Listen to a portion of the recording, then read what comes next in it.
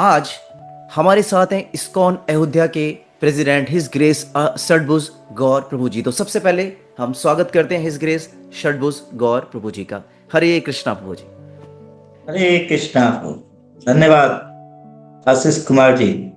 हरे कृष्णा प्रभु जी, हरे कृष्णा। सबसे पहले तो प्रभु जी मैं हृदय से आपका बहुत बहुत धन्यवाद देना चाहूँगा कि because this is our first podcast and in this first podcast, अब इस प्रथम पॉडकास्ट में ब्लेसिंग्स देने के लिए आए हैं। एंड आई बिलीव जो आज हम डिस्कशंस करेंगे, जो भी Q&A होगा, जो भी चर्चा होगी, and I believe this is going to be something very productive. Again individual मेरे लिए बहुत ही प्रोडक्टिव होने वाली है और शायद जो हमारे व्यूअर्स हैं उनके लिए भी बहुत ही प्रोडक्टिव होने वाली है। तो प्रभु जी कैसे हैं आप? मैं ठीक हूँ आशीष जी। आप तो हमारे फ्रेंड रहे हैं, हमारे साथ डिवोशन लाइफ आपने शुरू किया था और बहुत दिन के बाद ये बहुत स्पिरिचुअल स्टडी का, स्पिरिचुअल डिस्कशन का ये मौका मिला।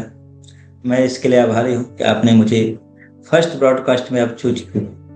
नहीं ये नहीं, मेरे लिए बिल्कुल बहुत बिल्कुल। लकी। इनफैक्ट मैं अपने व्यूअर्स को एक बार बता दूं, ये फर्स्ट पॉडकास्ट प्रभु जी के साथ है, but this is not the last podcast.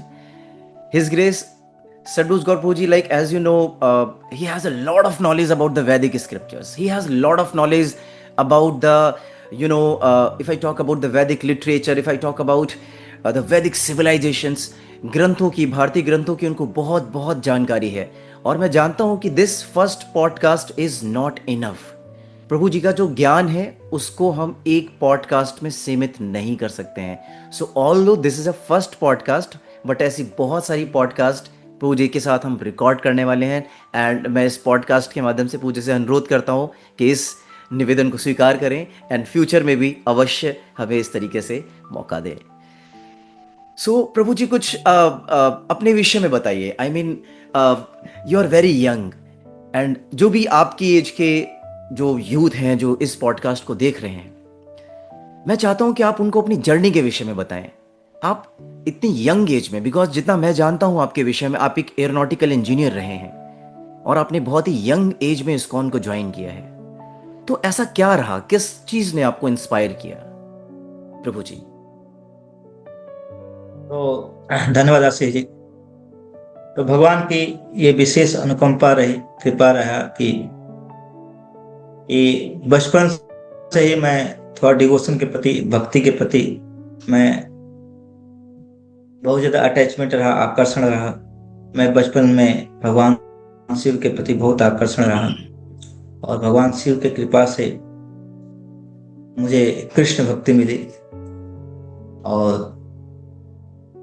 मैं बचपन से ही चाहता था कि सनातन धर्म का कैसे प्रचार किया जाए, सनातन धर्म को जन जन तक मैं एजुकेशन के माध्यम से जन जन तक पहुंचाना चाहता था। लेकिन कोई ऐसा सुंदर सा प्लेटफॉर्म नहीं मिल पा रहा था। तो मैं जब कॉलेज लाइफ में गया तो कॉलेज लाइफ के फर्स्ट ईयर में ही मुझे ऐसे लोगों का संग मिला कि संसार के बड़े अच्छे लोग थे, अगर समाज के रूप में देखा जाए। मतलब ऐसे दोस्त थे मेरे, जैसे आप सभी लोग के दोस्त होते हैं और लोग के दोस्त होते हैं खतरनाक। उनकी सब नहीं क्या है, मेडिटेटिंग करना, शराब पीना, गलत लड़कियों को लेके आना हॉस्टल में और जुआ खेलना, सब करते थे। मैं गांव से आया था, मैं कहा कि कहाँ आके मैं फंस गया। इस तरह ये तो उसी तरह होगा जैसे माँ का लाडला बिगड़ गया मेरे साथ वैसा हो रहा था। और लेकिन मैं बचपन से ही संस्कार ऐसे मिले नहीं थे। मैं कहा कि मैं करूँ तो करूँ, क्या करूँ। एक साल तक कैसे भी करके मैं बहुत ही घुट घुट करके अपने लाइफ को, अपने जीवन को बिताया। और मेरे उनकी संगति के कारण से काफी मेरे अंदर भी कमियां आने लगे। उनकी संगति है, कहावत है ना, जैसी संगति वैसी रंगति होगी। True true. तो उनके संगति से मुझको भी ऐसे गुण आने लगे।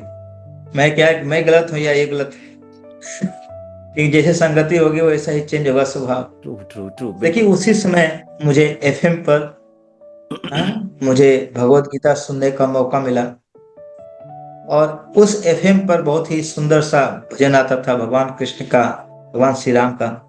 उस भजन को सुन करके और भगवत गीता से, श्रीमद् भागवतम से, उसमें बड़ा ही सुंदर चर्चा होता था। वो मेरे हृदय को ना बहुत ही लगा कि ये कोई आवाज मुझे बुला रहा है, और मैं उससे ही आकृष्ट होकर के मुझे याद है 2007 से, मैं 2006 से ही मैं उन जो ऐसे ये ब्रॉडकास्ट हो रहा है वैसे ही उस समय एफएम पर ब्रॉडकास्ट हुआ था, उस ब्रॉडकास्ट को सुन करके मैं भक्ति में आकृष्ट हुआ, भक्ति में जुड़ा, और वो मेरे लाइफ का एक बहुत ही स्ट्रॉन्ग फर्म कन्विक्शन के साथ स्पिरिचुअल जर्नी की शुरुआत हुई कि अब लग रहा है कि जीवन बदल ही जाएगा। वहां से वहीं से मेरे हाथ में भगवत गीता आई। हालांकि भगवत गीता मुझे 2003 में ही मिल गई थी, लेकिन मैं समझ नहीं पाता था। लेकिन वहां से भगवत गीता के साथ साथ एक भक्तों का संग मिला, क्योंकि भगवत गीता को अगर हम भक्तों के संग में पढ़ेंगे तब वो जीवन में काम आता है। यह दवाई बहुत है, लेकिन दवाई में कौन स्पेसिफिक दवाई हमारे लिए है, वो एक विशेष एक्सपर्ट डॉक्टर या कोई मेडिकल प्रैक्टिशनर ही बता सकता है। उसी तरह से हमारे लाइफ में कौन सा श्लोक, कैसे शास्त्र को पढ़ा जाए, उसके लिए गुरु, ऐसा कोई भक्त जो हो, कोई हमको बता सकता है। तो वहीं से मेरी आध्यात्मिक जीवन शुरू हुई। कॉलेज का लाइफ में कंप्लीट किया समहाउ, क्योंकि इतना डिवोशन में अट्रैक्ट हो गया था। मेरे फ्रेंड भी भक्ति में आए, आप लोग भी उसी समय संपर्क में आए। लेकिन मैं घर के दबाव के कारण से मैं जॉब भी किया 1 साल स्पाइसजेट में, लेकिन मन नहीं लग रहा था। मैं 2010-11 में ही छोड़ करके मैं कोलकाता से फिर से दिल्ली आ गया, और हम लोग ज्वाइन किए भक्ति में।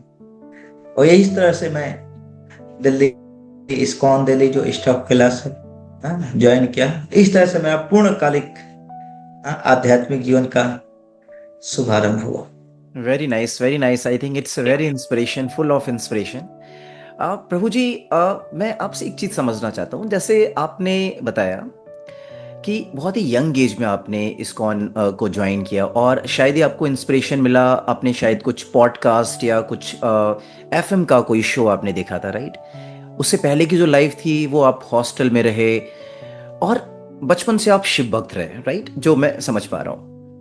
मैं इनफैक्ट ये जानना चाह रहा हूं कि जब हमारे अंदर डिजायर है कृष्ण भक्ति में जाने की, या भक्ति योग में जाने की, या भक्ति के मार्ग में जाने की, और उस बीच में जब हमारी जो सराउंडिंग होती है, जैसे आपने बताया कि आपकी सराउंडिंग में meat eating, illicit sex, gambling, जो जितने भी इलिसिट चीजें हैं जो कि हमारे शास्त्रों के में निषेध हैं, इस प्रकार के लोगों से आप घिरे हुए थे। तो ऐसी क्या चीज थी जिसने आपको प्रोटेक्ट किया, जिसने आपका जो मोटिवेशन है, जो इंस्पिरेशन है, वो कम नहीं होने दिया? बिकॉज जनरली आज के टाइम पर जो यूथ हैं, they are surrounded by so many distractions. आज से 15 वर्ष पहले तो शायद यूट्यूब भी नहीं था इतना ज्यादा। आज से 15 वर्ष पहले, आज 15-16 वर्ष पहले यूट्यूब भी नहीं था। आज से 15-16 वर्ष पहले शायद स्मार्टफोन भी नहीं हुआ करते थे, राइट? तो शायद जो डिस्ट्रैक्शन, हाँ, तो जो डिस्ट्रैक्शन आपने फेस की 15 साल पहले, मुझे लगता है उससे 15x गुना ज्यादा आज वर्तमान में यूथ फेस कर रहा है। तो एक 20 वर्ष का व्यक्ति, एक 21-22 वर्ष का व्यक्ति, अगर आज के टाइम पर वो मोटिवेटेड है, भक्ति मार्ग को अपनाना चाहता है, तो अपने आप को कैसे प्रोटेक्ट कर सकता है? क्या क्या उसे करना चाहिए? इस पे प्लीज आप थोड़ा सा कुछ बताइए। बहुत अच्छा आशीष जी आपका प्रश्न है। हाँ, जहां तक डिस्ट्रैक्शन की बात थी, उस समय बहुत कम डिस्ट्रैक्शन था, बहुत कम, मतलब कह सकते आज के रिस्पेक्ट में जीरो। तो लेकिन तभी भी डिस्ट्रैक्शन था, क्योंकि उस समय जस्ट टेक्नोलॉजी आना शुरू हुआ था। और हमारे जो रूममेट थे उस समय सोनी इरेक्शन का फोन लेके आते थे, बड़े बड़े चाइनीज मॉडल लेके आते थे।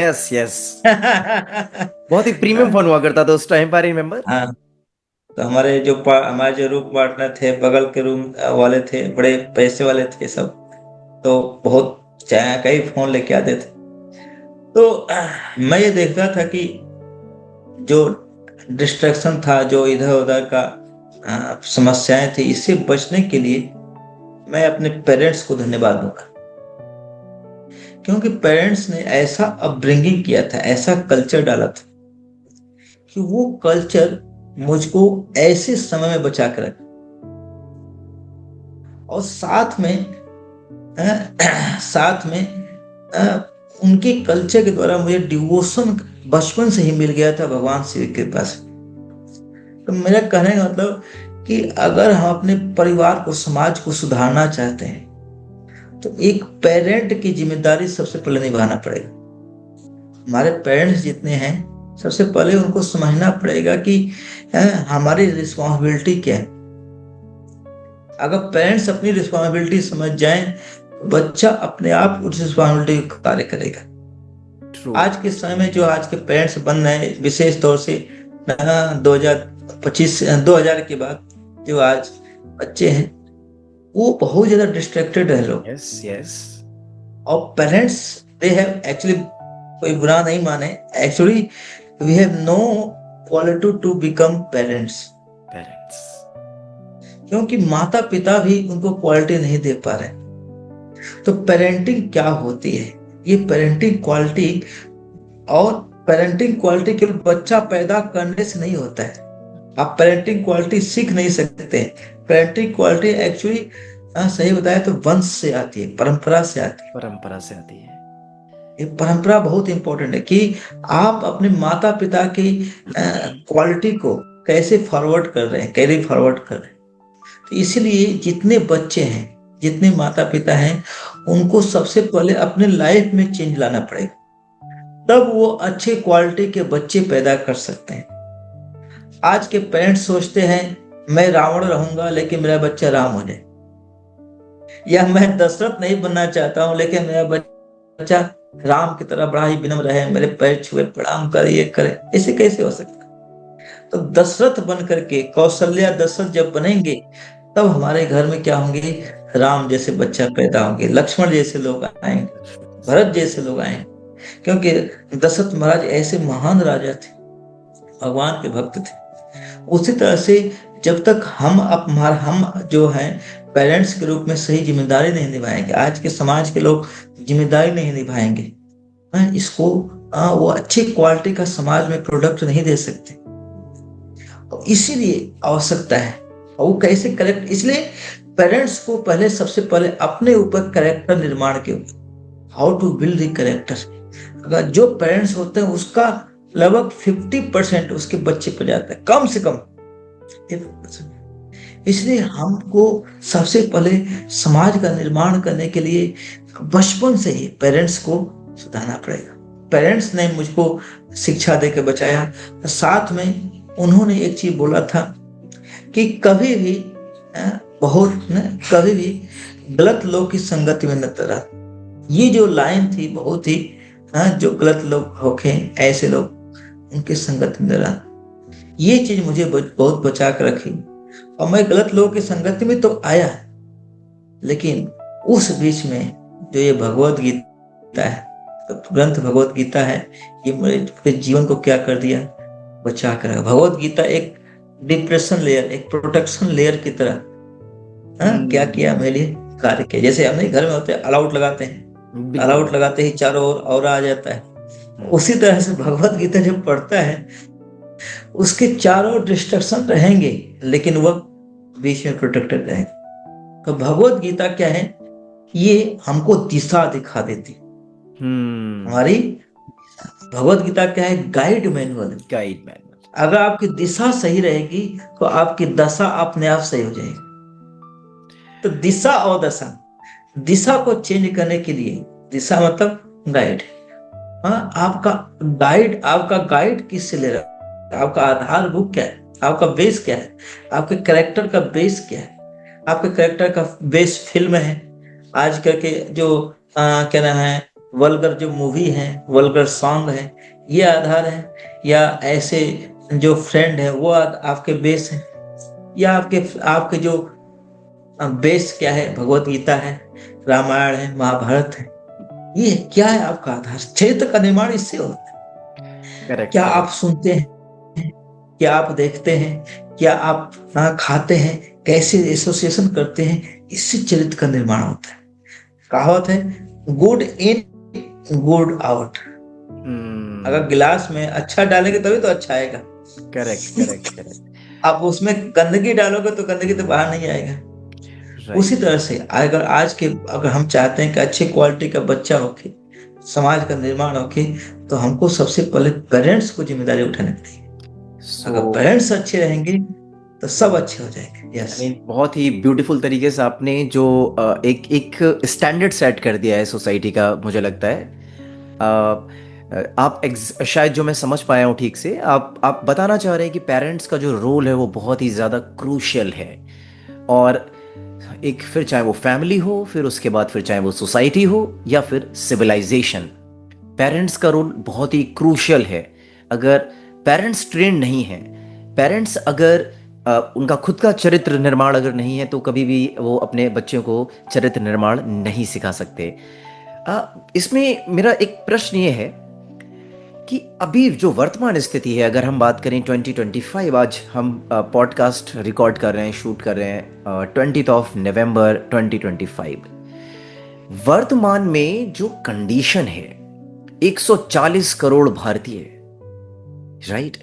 और वर्तमान में जो कंडीशन है, इतनी बड़ी संख्या में लोग दिग्भ्रमित हैं, धर्म के पथ से हट चुके हैं। मैंने बहुत सारे ऐसे वीडियोस भी देखे हैं, आई एम श्योर आपने भी देखे होंगे, जहां पर लोगों को भगवान राम के विषय में कुछ भी नहीं पता है, भगवान कृष्ण के विषय में कुछ भी नहीं पता है, राम मंदिर के विषय में कुछ नहीं पता है। ऐसी स्थिति में पेरेंट्स के रोल के साथ साथ, और एज ए इस्कॉन लीडर, आपका भगवत गीता का, साधु संतों का क्या रोल है? क्योंकि जो चीजें बिगड़ गई हैं, जो डैमेज हो गई हैं, उनमें कैसे सुधार किया जा सकता है?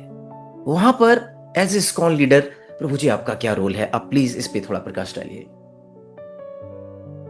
बहुत अच्छा प्रश्न है आशीष जी आपका। क्योंकि जिसमें बोला कि दिशा और दशा जी, दिशा दिखाने के लिए भगवत गीता, रामायण, महाभारत, ये दिशा दिखाने के लिए और बुक है। आज भी ग्रंथ हैं, बहुत ग्रंथ हैं, हजारों, अब हो सके तो आगे भी रहेंगे।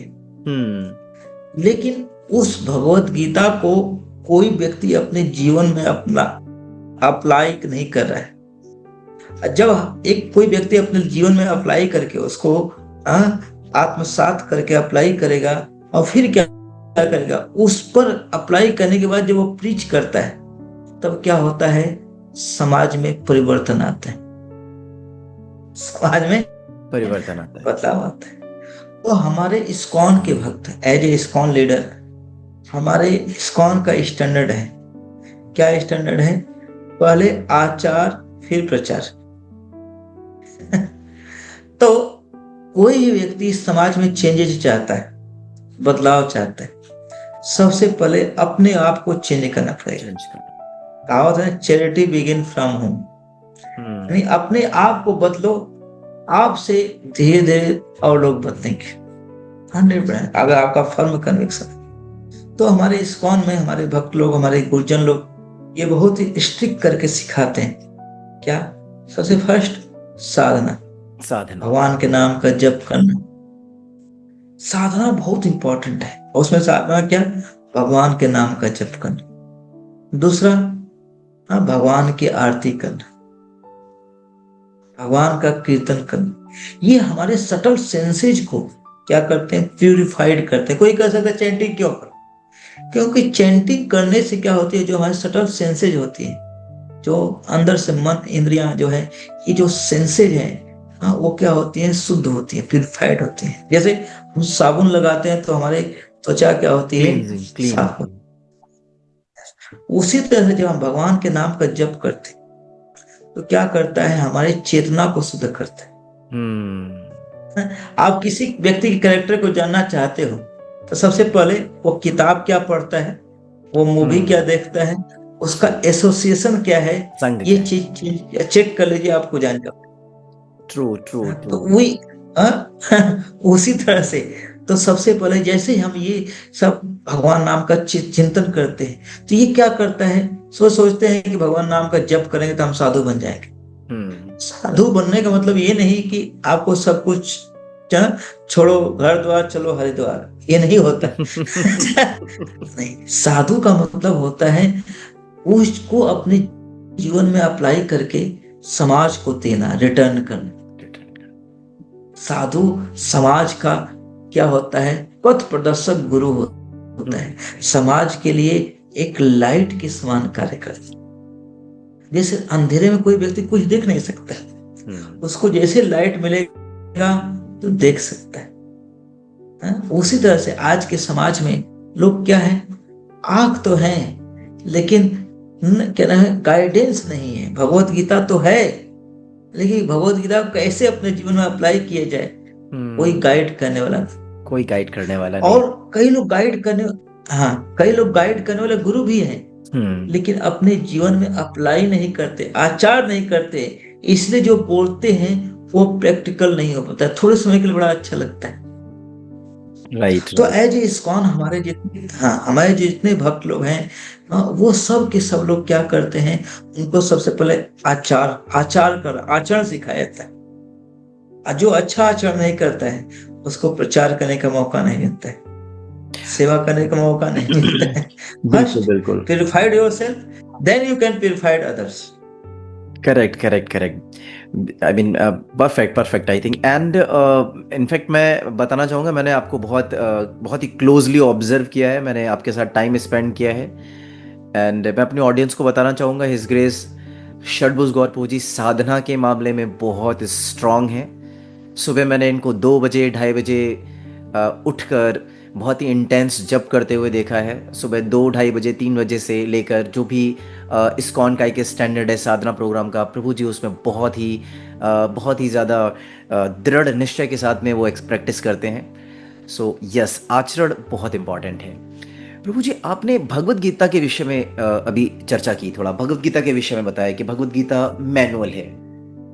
मैं यहाँ पर एक ये समझना चाहता हूँ, बिकॉज एज ए एजुकेटर जब मेरा इंटरेक्शन होता है किसी के साथ में, बच्चों के साथ में, पेरेंट के साथ में, तो whenever I was talking about Bhagavad Gita, तो वो कहते हैं कि भगवत गीता को why should I follow Bhagavad Gita, there are so many Bhagavad Gita. Market में 50 या उससे भी ज्यादा प्रकार की भगवत गीता आज के टाइम पर उपलब्ध हैं। तो यहां प्रश्न यह है कि इस्कॉन की भगवत गीता में स्पेशल क्या है, और हमें भगवत गीता क्यों पढ़नी चाहिए एज ए यूथ या यंग एज से। तो मेरे 2 प्रश्न है कि इतनी सारी भगवत गीता मार्केट में अवेलेबल है, तो इस्कॉन की भगवत गीता ही क्यों स्पेशल है, उसमें ऐसा क्या है, थोड़ा इसके विषय में थोड़ा क्लैरिटी के साथ बताएं, सो दैट जो ऑडियंस है ये समझ पाए कि भगवत गीता तो पढ़नी है बट कौन सी पढ़नी है। एंड सेकंड, इसका रोल फॉर यूथ। यस प्रभु जी। बहुत अच्छा जी, आशीष जी आपका प्रश्न है। तो जो इस्कॉन की भगवत गीता है, सबसे पहले कई बार लोग इस्कॉन से कई तरह के लोग के पास ईर्ष्या होती है, कई तरह की समस्या होती है। मैं कहते कोई बात नहीं, आप इस्कॉन की भगवत गीता मत पढ़ो, लेकिन पढ़ो तो, कुछ तो करो भैया, कुछ तो शुरू करो। लेकिन जहां तक जब मैंने भगवत गीता इस्कॉन की पढ़ी, देखो मैं भी कई गुरु के पास, कई लोग के पास घूम के आया, मैं बड़े बड़े गुरु के पास दीक्षा लिया, क्या क्या लिया, मैं सब घाट का पानी पी के आया। सब घाट। तो जब मैं इस्कॉन की भगवत गीता पढ़ा, ये नहीं कि मुझे कोई पैसा मिला है इस्कॉन की भगवत गीता, नहीं, हो सकता है कोई ब्लेम कर सकता है, लेकिन मैं अपना हृदय से बता रहा हूं, भगवत गीता जो इस्कॉन की भगवत गीता है, एक्चुअली वो भक्तिमय डिवोशन है, भक्ति के साथ लिखी गई है। और भगवत गीता का सूत्र है क्या, भगवत गीता के 4थे अध्याय में भगवान बोलते हैं, क्या है, हे अर्जुन, तुम मेरे सखा हो और तुम मेरे मित्र हो और तुम मेरे क्या हो, तुम मेरे सखा हो और तुम मेरे भक्त हो। 2 चीज, you are my friend, you are my devotee, that's why I am going to share my confidential knowledge. अगर आप भक्त हो और भक्त हो करके अगर भगवान के भगवत गीता को, भगवान को मित्र की तरह समझने का, भगवत गीता को समझने का प्रयास करोगे, तब तक तभी भगवत गीता समझ में आएगा। भगवत गीता उससे समझ में नहीं तो आएगा। पहले, सबसे पहले भगवत गीता को समझने के लिए आपको भक्त बनना पड़ेगा। जैसे मान लीजिए आशीष जी आप हैं, अब मान लीजिए आपसे कुछ गुह्यतम बात, कुछ सीक्रेट बात पूछना है, कोई भी आके व्यक्ति पूछेगा तो आप बताएंगे आशीष जी?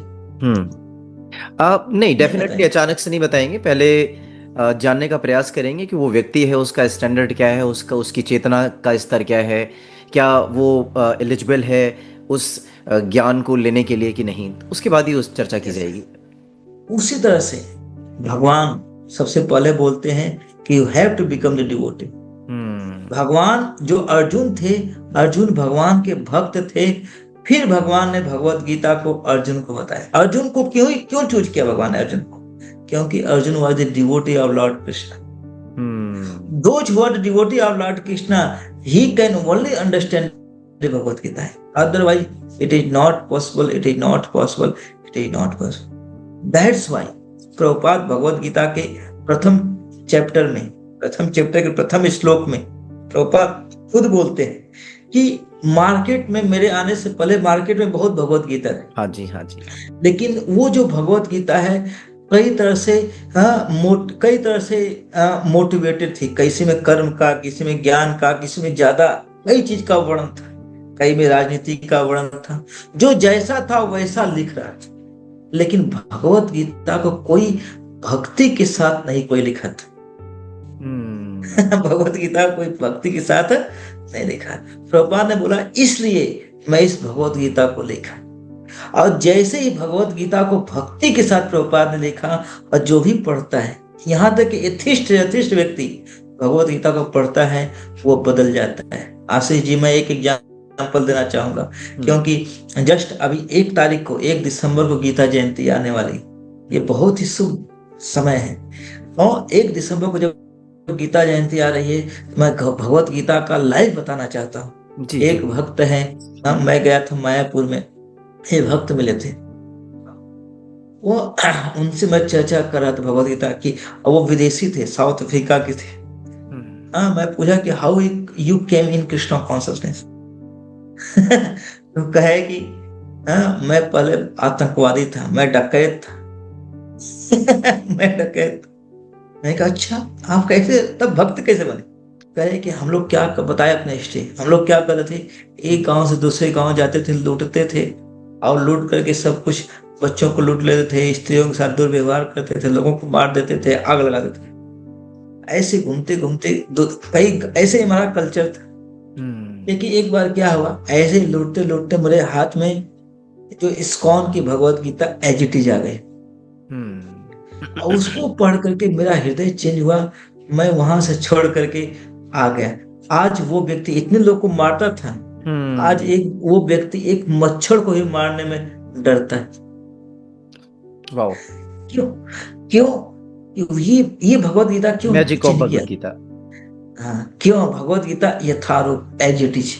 क्योंकि भगवत गीता भक्ति के माध्यम से हमारे जो इस्कॉन के संस्थापक आचार्य हैं, एसी भक्तिवेदांत अभय चरणारविंद भक्तिवेदांत स्वामी श्रील प्रभुपाद ने लिखा है। तो कोई भी भगवत गीता को अगर भक्ति के साथ बोलेगा, भक्ति के साथ लिखेगा, तो प्रभुपाद ही नहीं, कोई व्यक्ति संसार का फेमस कर सकता है, भगवत गीता को समझा सकता है। ये नहीं क्यों इस्कॉन? देखिए भक्ति समय भगवान का सबसे बड़ा भक्त बनना पड़ेगा। और भक्त बिना बने बिना भगवत गीता के रहस्य को, रहस्य में ही एतत् उत्तमम। हे Arjun, you are my devotee, you are my friend, that's why I am going to share my supreme secret knowledge. Bhagavad Gita आप पढ़ सकते हो, लेकिन वो पढ़ी रहेगी, समझ नहीं आएगा जब तक आप भक्त के पास नहीं जाओ। जैसे आप मैथ पढ़ना चाहते हो तो मैथ के स्पेशलिस्ट के पास जाओगे। फिजिक्स पढ़ना चाहते हो तो फिजिक्स के स्पेशलिस्ट, आप हिस्ट्री पढ़ना चाहते हो तो हिस्ट्री के स्पेशलिस्ट के पास जाओगे। करेक्ट। क्रिकेट खेलना चाहते हो तो क्रिकेट के पास जाइए ना, बैडमिंटन के पास जाओ। उसी तरह से भगवत गीता को पढ़ना चाहते हो, किसी भगवत गीता को पढ़ना चाहते हो तो किसी भक्त के माध्यम से ही समझना पड़ेगा। और जैसे आप लोग भी पढ़ाते हो कि 10th में कई लोग अरिहंत का किताब पढ़ाते हैं, कई लोग पाइथागोरस का किताब पढ़ाते हैं, ये बुक रेफर करते हैं। हर टीचर का अपना अपना प्रेफरेंस होता है। उसी तरह से हमारे इस्कॉन के भक्तों का अपना प्रेफरेंस है, हम इस्कॉन की भगवत गीता रिकमेंड करते हैं। आप कोई पढ़ सकते हैं, कंपलसरी नहीं है, लेकिन हम टीचर वहां के तो हम वही बताएंगे भैया इसमें ईर्ष्या की बात क्या।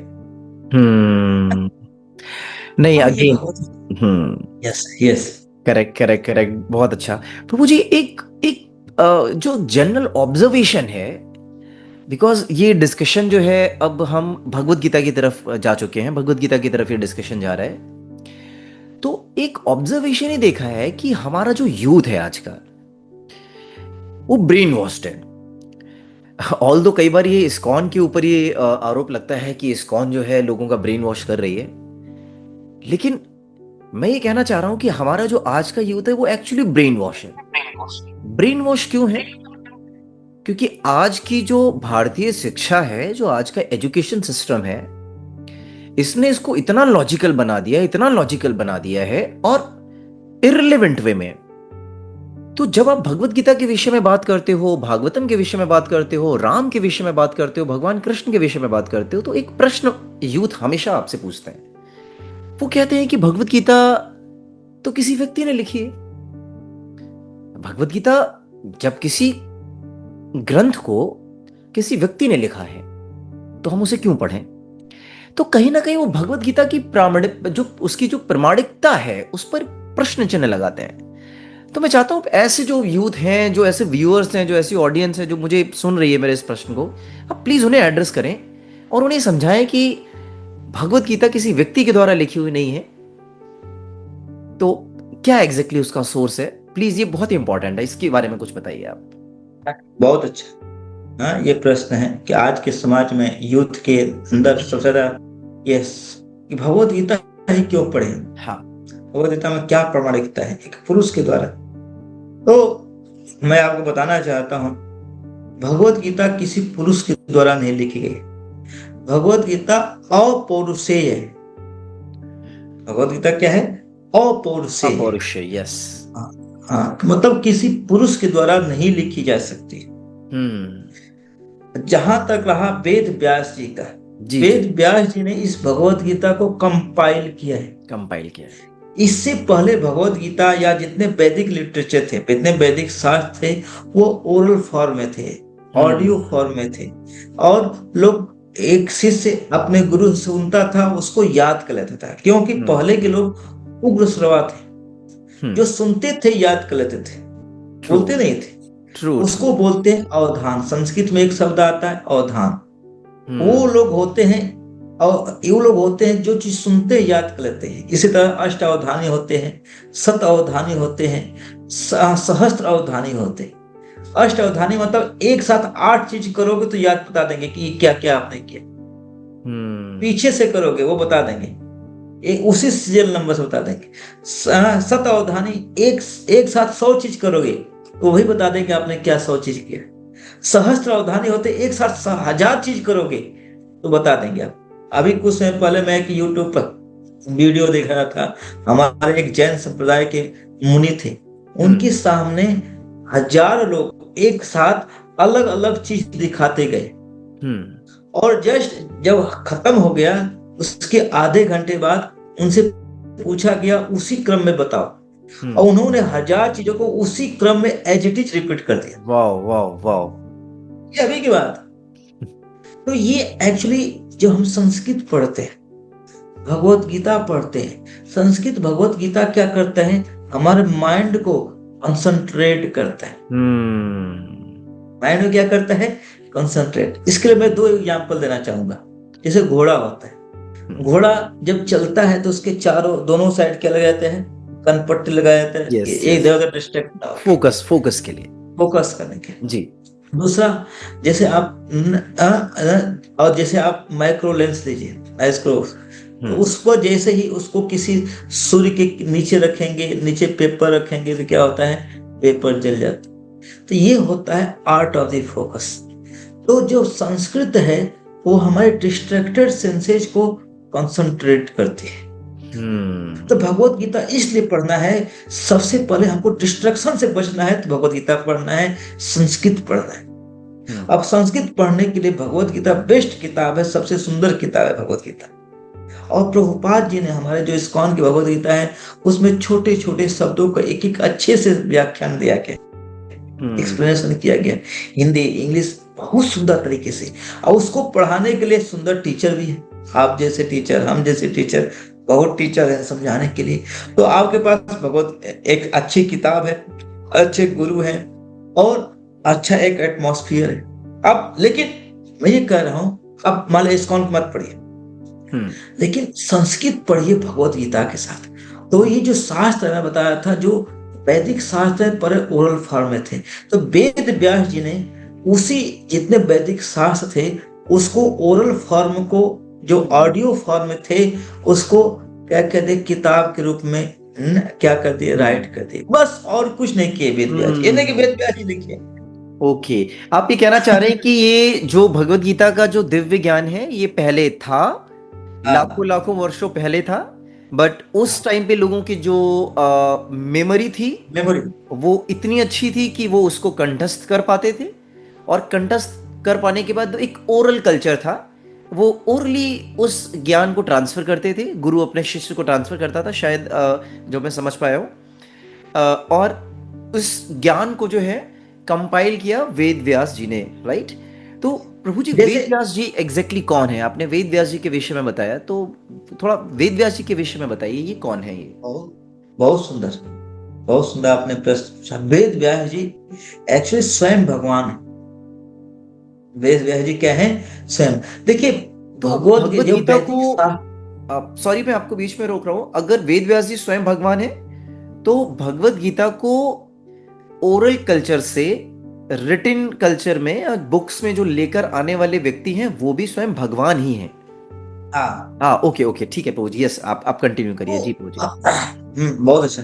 तो भगवत गीता जो जितने शास्त्र हैं, ये इतने दिव्य ज्ञान है, इसके सूक्ष्म जो मात्राएं हैं उसको केवल भगवान ही समझ सकते हैं। तो भगवान भागवतम में, श्रीमद् भागवतम में बताया गया है, प्रायेण अल्प आयुष सभ्य कले अस्मिन् युगे जना मंद सुमंद मतयो मंद भाग्य ही उपदित है। कलयुग का लक्षण, 5 लक्षण बताया गया है कलयुग के लोगों का। पहला क्या है? प्रायेण अल्प आयुष, कलयुग के लोग अल्पायु के लोग होंगे। हाँ जी, हाँ जी। दूसरा, सभ्य, सभी लोग, कले अस्मिन्, कलयुग में जो भी पैदा होगा। और मंद, मंद मतलब आलसी होंगे। इसके लिए आलसी होंगे आध्यात्मिक कार्य के, जैसे ये ब्रॉडकास्ट है, सब नहीं सुनने जाएंगे, बहुत कम लोग सुनने जाएंगे। अभी कोई और चीज डिस्कशन होगा, कोई मान क्रिकेटर डिस्कशन कर रहा है, कोई फिल्म स्टार डिस्कशन कर रहा है, उसको मिलियन मिलियन व्यू चले जाएंगे, लेकिन हमारे यहाँ डिस्कशन को सुनने नहीं जाएंगे। लोग अच्छी चीज नहीं लेके सुने जाएंगे। मंद मतलब आलसी होंगे, किसके लिए? आध्यात्मिक कार्य के लिए। लेकिन कोई भौतिक कार्य करना होगा, मैं सबसे पहले आगे, मैं सबसे आगे। मंद सुमंद मतयो, सुमंद मतयो मतलब उनकी बुद्धि कम होगी, they have less memory power, याद रखने की क्षमता कम हो जाएगी। मंद सुमंद मतयो, मंद भाग्य और अभागे होंगे। क्या अभागे? उनके द्वार पर भगवान के भक्त आए। जैसे हमारे भगवत गीता क्या करते हैं, अभी इस महीने में गीता जयंती के उपलक्ष्य में भक्त लोग घर घर जाके भगवत गीता पढ़ते हैं। तो लोग बोलते हैं क्या, कितना कमीशन मिल रहा है बाबा जी, कितना मिल रहा है कमीशन? तो लोग सुमंद मतयो मतलब उन्हें इतने अभागे होंगे कि भक्त जाएंगे उनके दरवाजे पर, भगवान भक्त के रूप में भगवान खुद जा रहे हैं, लेकिन वो क्या कर रहे हैं? डाउट कर रहे हैं। हाँ जी, मंद भाग्य ही उपदित, और हमेशा क्या रहेंगे? उपदित मतलब हमेशा डिस्टर्ब रहेंगे। क्यों? राइट। क्योंकि भगवत गीता नहीं पढ़े, वैदिक शास्त्र नहीं पढ़े। तो इस सब लक्षणों को देख करके भगवान वेद व्यास जी कृपा करें, उन्होंने कहा कि लोगों की मेमोरी पावर कम होगी, इसलिए सबसे पहले दिशा, मतलब अगर आपको कहीं जाना है तो दिशा क्लियर होना चाहिए, गूगल मैप होना चाहिए, गूगल मैप।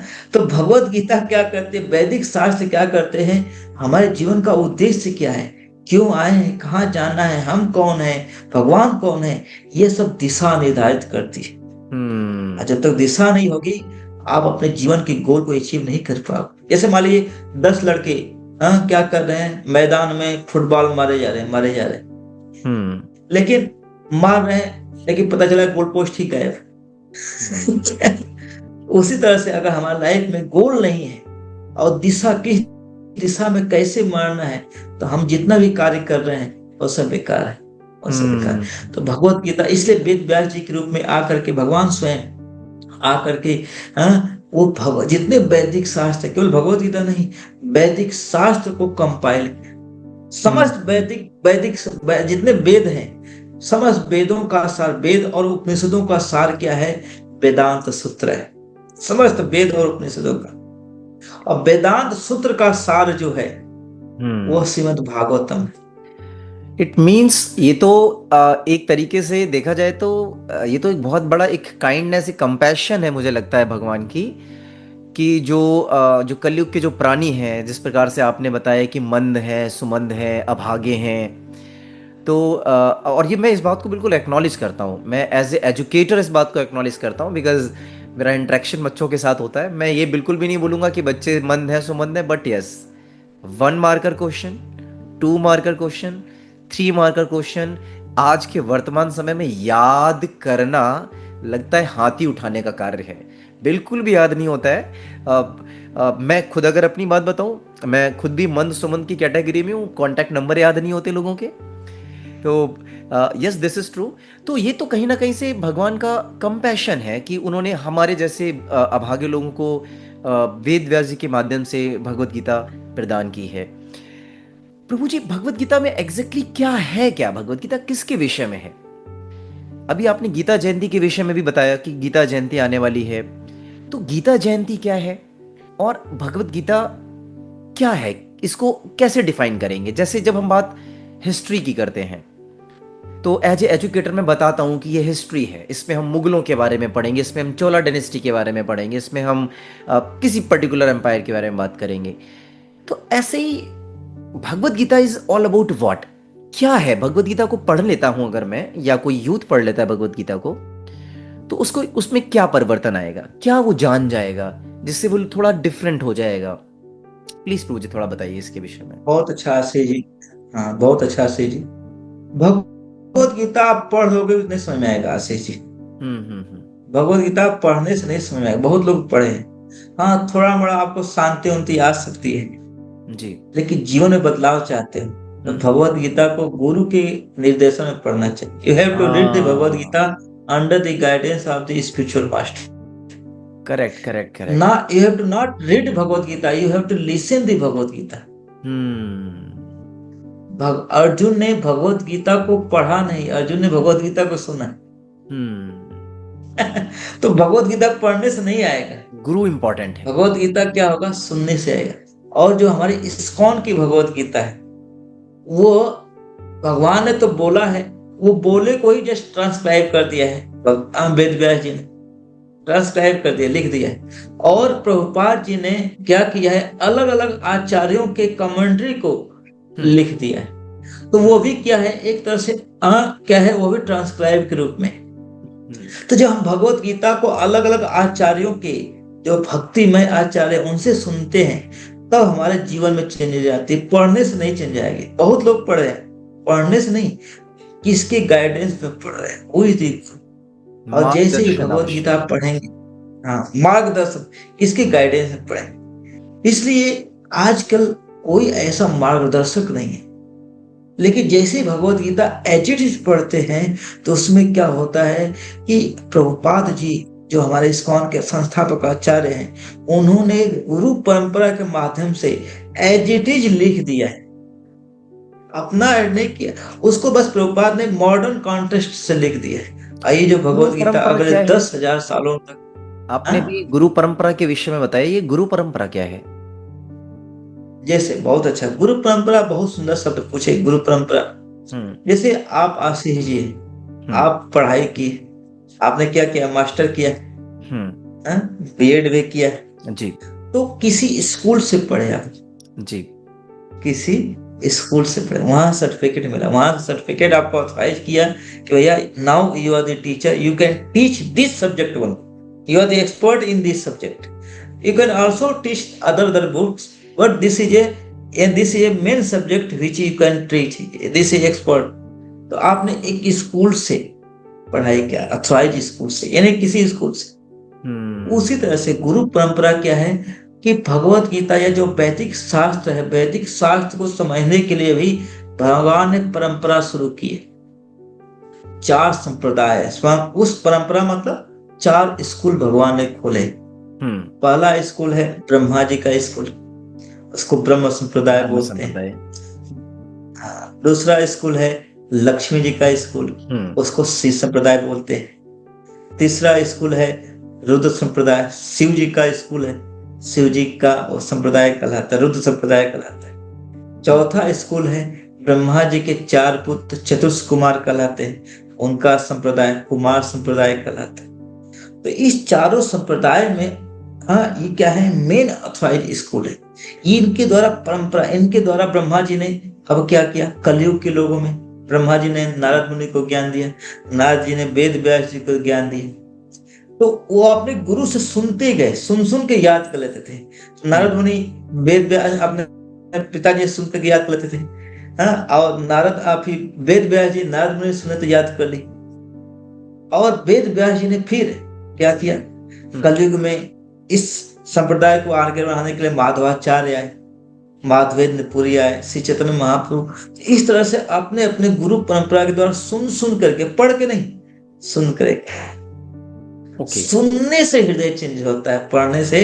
जैसे आप भी देखिए आशीष जी, आप भी स्कूल में पढ़ा तो किताब तो है, ट्रू, और यूट्यूब पर वीडियो भी है, लेकिन आप देखते हो जितने ऑनलाइन क्लासेस है, देखिए ऑनलाइन जब क्लासेस हुआ था कितने बच्चे कैसे कैसे पास हुए, कोई नंबर नहीं आ रहा था। लेकिन जब आप टीचर का गाइडेंस, स्कूल में जब बुला के पढ़े, तो ऑनलाइन और स्कूल में बुला के पढ़ना क्या है, अंतर है। आप इसको ज्यादा रियलाइज कर सकते हैं। भक्ति जैसे विषय को हमें प्रॉपर परंपरा में आकर, एक प्रॉपर इंस्टीट्यूशन में आकर सीखना चाहिए।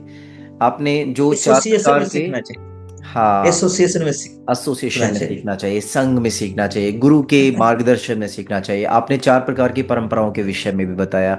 Amazing, I think this is something amazing. Viewers, जिस प्रकार से आप मैथ्स पढ़ते हो, जिस प्रकार से आप साइंस पढ़ते हो, साइंस को पढ़ने के लिए आपको एक प्रमाणिक साइंस की बुक की आवश्यकता होती है और एक प्रमाणिक गुरु की आवश्यकता होती है जो साइंस जानता हो। और उस प्रमाणिक गुरु ने भी साइंस को किसी प्रमाणिक गुरु के माध्यम से सीखा हो। बिल्कुल उसी प्रकार से भक्ति योग या भगवत गीता को समझने के लिए आपको एक प्रमाणिक गुरु के संग की आवश्यकता है, जो मैं समझ पा रहा हूँ हिज ग्रेस सडूस गौरपू जी से। और सिर्फ प्रमाणिक गुरु ही नहीं, प्रमाणिक भगवत गीता भी होनी चाहिए, जो 4 प्रकार के इंस्टीट्यूशन जिनके विषय में आपने बताया। Amazing, I think this is something amazing. So I'll take few more minutes. Yes. I know आप बहुत व्यस्त हैं, तो भगवत गीता में आपका पसंदीदा श्लोक कौन सा है जो आप चाहेंगे कि हमारे सारे युवाओं को याद होना चाहिए? तो भगवत गीता में मेरा जो फर्स्ट सबसे मोस्ट इम्पोर्टेंट श्लोक है, 2 श्लोक मैं लोगों को बहुत अपने जीवन में अप्लाई करने का प्रयास करता हूँ, लोगों को भी प्रयास करता हूं कि वो लोग भी करें। फर्स्ट जो मैं श्लोक है, तत्विधि परिपातेन परिप्रश्न सेवया उदेक्षित नीति ज्ञानन ज्ञानस तत्वदर्शी। अर्थात कि भगवत गीता में भगवान बोलते हैं कि हे अर्जुन, सबसे पहले गुरु के पास जाके प्रणाम करो, उनकी सेवा करो, फिर उनसे प्रश्न पूछो। तो उसी तरह से मैं लोगों को बोलता हूं, सबसे पहले हमको गुरु की संग करना है। सबसे पहले कुछ नहीं, आप क्या करो, अपने जीवन में हफ्ते में कम से कम एक बार भक्तों के संग में जाओ, ऐसे प्रोग्राम में जाओ जहां पर क्या हो सके, आप भगवत गीता, वेद शास्त्र, अच्छी चीजें सुन सके, सीख सके। उससे ऑक्सफोर्ड यूनिवर्सिटी का रिसर्च हुआ है क्या, कि जो व्यक्ति अपने जीवन में हफ्ते में कम से कम एक बार भगवत गीता या ऐसे आध्यात्मिक प्रोग्राम अटेंड करता है, उसके लाइफ में डिप्रेशन, टेंशन, लोनलीनेस, जो आज की समस्या है, ये सब खत्म हो जाती है और उसकी लाइफ 7 साल बढ़ जाती है। उसकी लाइफ बढ़ जाती है। मैं तो सबसे पहले लोगों को रिकमेंड करता हूं कि change your association, when you change your association, your destiny will also change. अगर आप अपना संग चेंज करेंगे, संग मतलब चेंज का मतलब गुड अच्छे लोग की संगति करेंगे तो आपके जीवन में प्रकाश आएगा। और दूसरा मैं जो अपने जीवन में अप्लाई करता हूँ, क्या मन मना भव मद भक्तो मद्याजिमाम नमस्कार, कि हे अर्जुन, क्या है, अपने मन को मुझ में लगाओ, मेरा भजन करो, मेरी पूजा करो, मेरी सेवा करो। इस तरह से करते हुए माम अनुस्मरण युद्ध एवच, तुमको अपने भाग कार्य से पीछे नहीं भागना है, तुमको लड़ाई भी करना है, समाज में लोगों के लिए जिम्मेदारी भी उठाना है, समाज में कार्य भी करना है, भगवान को याद करते हुए कार्य करो। भगवान का भक्त बनो, भगवान का पूजा करो, भगवान को नमस्कार करो, लेकिन भगवान युद्ध करते हुए, भगवान ने अर्जुन को, तो ये दो चीज पहले गुरु के पास, यानी गुरु मतलब भक्तों का संग करो, दूसरा भगवान को याद करते हुए हरे कृष्ण कृष्ण कृष्ण हरे हरे, हरे राम राम राम हरे हरे, इस महामंत्र का जप करते हुए, भगवत गीता को पढ़ते हुए, भक्तों का संग करते हुए अपने कर्तव्य, अगर आप छात्र हैं तो छात्र के रूप में कर्तव्य पढ़ाई कीजिए, आप माँ हैं, पिता हैं तो पेरेंट्स के रूप में कार्य कीजिए, टीचर हैं तो टीचर के रूप में कार्य कीजिए, कोई एम्प्लॉय है तो एम्प्लॉय की कार्य कीजिए। जो कार्य है उसको अच्छे से करेंगे, और अच्छे से करने की शक्ति आती है जब आपको ये सब दिशा सही रहती है। मैं ये दो श्लोक रिकमेंड करता हूँ लोग। अमेजिंग अमेजिंग, आई थिंक बहुत ही ब्यूटीफुल श्लोक आपने बताए, और एज ए पर्सन ये मेरे लिए भी काफ़ी इंस्पायरिंग है। सो प्रभु जी, वन लास्ट क्वेश्चन अगर आप परमिशन दें। वो प्रश्न मेरा ये है कि भगवत गीता है ना, जिसके विषय में हम चर्चा कर रहे हैं, तो भगवत गीता की जो क्लासेस हैं, उन क्लासेस में जो हम भगवत गीता का जो मैसेज है उसके विषय में हम बात करते हैं, राइट? तो हमारी भारतीय शिक्षा जो है, हमारी जो एजुकेशन सिस्टम है, इंडिया का एजुकेशन सिस्टम, तो क्या कारण है कि हम इसको इसमें इम्प्लीमेंट नहीं कर रहे हैं? बिकॉज मैं आपकी बातों से समझ पा रहा हूँ कि भगवत गीता, क्योंकि इतनी देर से आपने कहीं भी कुछ भी रिलीजियस डिस्कशन किया ही नहीं, आपने 40 मिनट की चर्चा में कहीं पर भी सनातन धर्म या हिंदू धर्म या किसी भी रिलीजन का डिस्कशन नहीं किया। यू आर टॉकिंग कि भगवत गीता के माध्यम से आप एक बेहतर इंसान बन सकते हैं, चरित्र का निर्माण हो सकता है। तो क्या बाधा है कि ये हमारी भारतीय शिक्षा में इसकी शिक्षाएं नहीं है? और इस प्रश्न के साथ में जो आने वाले टाइम में जो अगली जो पॉडकास्ट की सीरीज होने वाली होंगी, उसमें डेफिनेटली मैं इन रिलेवेंट क्वेश्चंस को डिस्कस करने वाला हूँ, बिकॉज मैं जानता हूँ कि ये डिस्कशन इतने डीप हैं, ये 40 मिनट में फिनिश नहीं हो सकते हैं। इंडियन सोसाइटी को अगर रिवैम्प करना है, इंडियन एजुकेशन सिस्टम को अगर रिवैम्प करना है, भारत के लोगों का चरित्र निर्माण करना है, तो ऐसे डिस्कशंस बहुत ज़रूरी है। इनको बहुत डीप हमें करना पड़ेगा, और बहुत सारी जो ऐसी डिस्कशन, जो ऐसी चीज़ें ओपन होकर हमें बात करनी पड़ेगी। तो शायद ये उस कड़ी का ये पहला प्रश्न मैं आपसे पूछ रहा हूँ, बट आने वाले एपिसोड्स में मैं बहुत सारे ऐसे प्रश्न पूछने वाला हूँ जो कि हमारे यूथ के लिए, हमारे एजुकेशन सिस्टम के लिए, हमारी भारत के लिए, सनातन संस्कृति के लिए बड़े ही प्रासंगिक हैं। सो प्रभु जी, एक छोटा सा आंसर आपसे जानना चाहेंगे।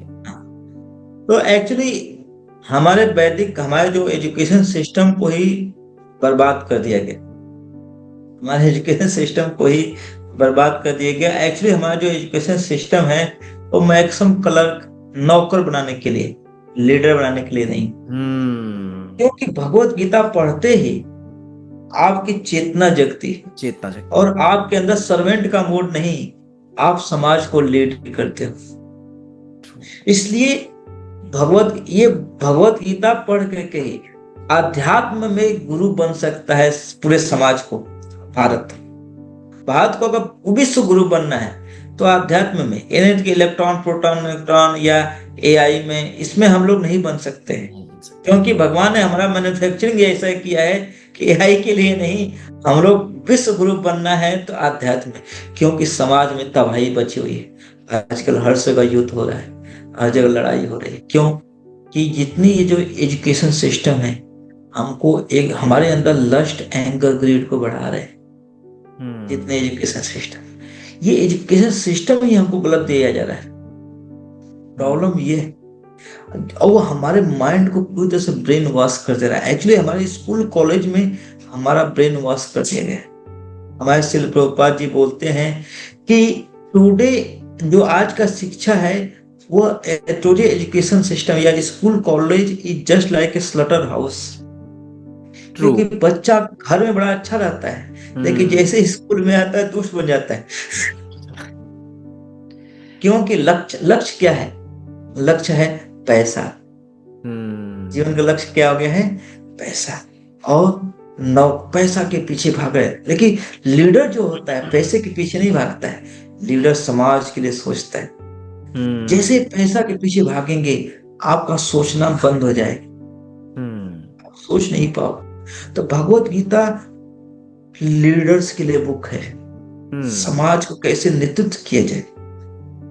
और जो हमारा एजुकेशन सिस्टम था वो लीडर बनाता था। इसलिए भारत में देखिए जितने बड़े बड़े महान आचार्य हुए हैं वो सब संस्कृत के महान आचार्य हुए हैं, और सब के सब रिसर्च लोग किए, सबके सब।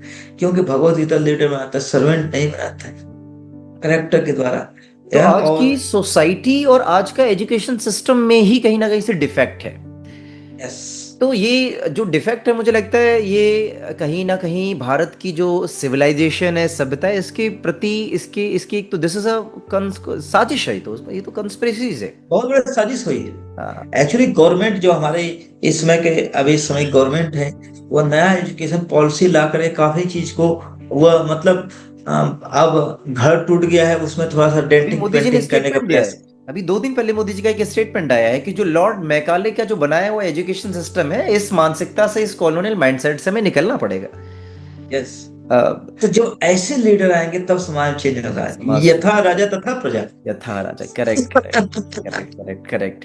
और मुझे लगता है कि लीडर मेकिंग में इस भारतीय समाज को, is not only Indian society but the entire, the whole universe, the entire world, शायद जो इस्कॉन का कंट्रीब्यूशन है, जो प्रभु जी का कंट्रीब्यूशन है, जो प्रभुपाद का कंट्रीब्यूशन है, हम सब जानते हैं। लीडरशिप अगर आपको लर्न करना है देन यस, भगवत गीता को पढ़ना पड़ेगा। इस्कॉन अयोध्या या इस्कॉन गाजियाबाद या इस्कॉन दिल्ली या जो भी भक्त हैं इस्कॉन के परंपरा के, इस गुरु परंपरा के, आपको उनका संग करना पड़ेगा। नहीं तो जैसा प्रभु जी ने बताया है कि एजुकेशन सिस्टम में डिफेक्ट्स है, और अगर आपने सही समय पर भगवत गीता को नहीं पढ़ा तो वो डिफेक्ट एजुकेशन सिस्टम से आपके ब्रेन में आ जाएगा, और एक बार जब ब्रेन डिफेक्ट हो जाएगा तो शायद बचना मुश्किल है। ट्रीटमेंट करना पड़ेगा आईसीयू में ले जाके, बट थोड़ा सा मुश्किल हो सकता है। So thank you so much प्रभु जी। Thank you so much once again for your blessings, for your divine वाणी, your divine speech, your divine discussions. मैं जानता हूँ कि ये जो डिस्कशंस थे हमने फर्स्ट टाइम किए, बहुत बेसिक डिस्कशंस थे। हमने बहुत ही अपर लेवल पर डिस्कशंस किए हैं, बहुत ही सरफेस लेवल पर डिस्कशंस किए हैं, लेकिन एट द सेम टाइम कुछ टॉपिक्स जो हैं उनको मैं छोड़ अभी इस पॉडकास्ट में हम उनको ड्रॉप कर रहे हैं। About the Indian civilization, about the Indian culture, about the Indian youth, about the Indian education system. इनके विषय में मैं आपसे प्रार्थना करूंगा कि अगर आप हमें समय दे पाएँ फ्यूचर में, then definitely I would like to discuss all these things, because ये वो विषय हैं जिनके विषय में मुझे लगता है कि भारतीय यूथ को जानना चाहिए कि कैसे हमारा सिस्टम, एजुकेशन सिस्टम करप्ट हो गया, कैसे आपको आपकी सिविलाइजेशन से दूर कर दिया गया, कैसे आपको आपकी भाषा से दूर कर दिया गया। तो मुझे लगता है कि ये आपकी वाणी के माध्यम से जब हमारे जो युवा यूथ सुनेंगे तो एक बहुत ही बड़ा प्रभाव पड़ेगा। थैंक यू सो मच प्रभु जी। हरे कृष्णा।